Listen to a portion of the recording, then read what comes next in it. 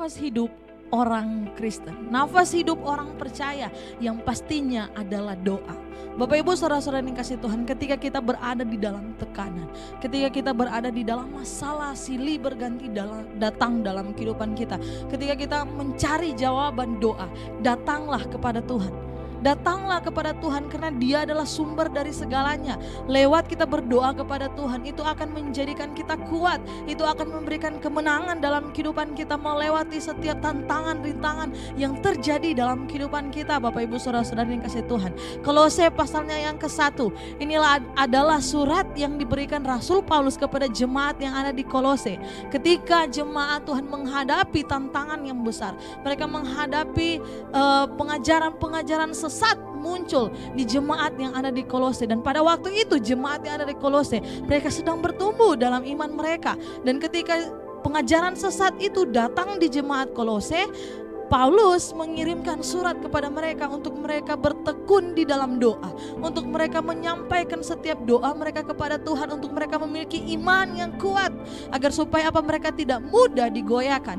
Nah, Paulus memberitakan ini kepada jemaat yang di Kolose agar supaya Bapak Ibu saudara-saudara dikasih Tuhan, ketika pengajaran sesat mereka tidak mudah digoyahkan.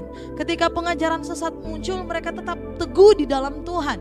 Ini yang dikatakan oleh Rasul Paulus dan Timotius pada waktu mereka mendoakan jemaat yang ada di Kolose. Ketika mereka mengirimkan doa, Paulus menginginkan jemaat yang ada di Kolose, mereka bertekun dan mereka berpegang teguh kepada Tuhan. Nah, ketika kita berpegang teguh kepada Tuhan, maka Tuhan akan menunjukkan apa yang harus kita lakukan. Tuhan akan memberikan jalan-jalan keluar dalam kehidupan kita. Hikmat harus ada dalam kehidupan kita, yaitu hikmat untuk mengerti apa yang menjadi kehendak Tuhan. Kehendak Tuhan di sini yang pertama adalah kita harus mengerti rahasia Injil. Rahasia Injil adalah keselamatan. Keselamatan itu bukan hanya untuk kita sendiri, tetapi keselamatan yang Tuhan berikan harus kita sampaikan kepada orang yang ada di luar sana. Bapak Ibu saudara-saudara yang dikasih Tuhan, itu yang menjadi kehendak Tuhan dalam kehidupan kita.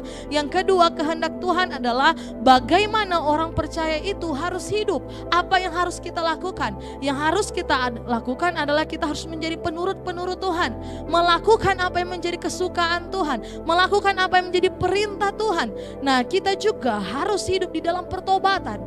Jangan kita melakukan dosa, Bapak Ibu saudara-saudara yang dikasih Tuhan. Kita harus menjadi anak-anak terang, harus ada terang dalam kehidupan kita.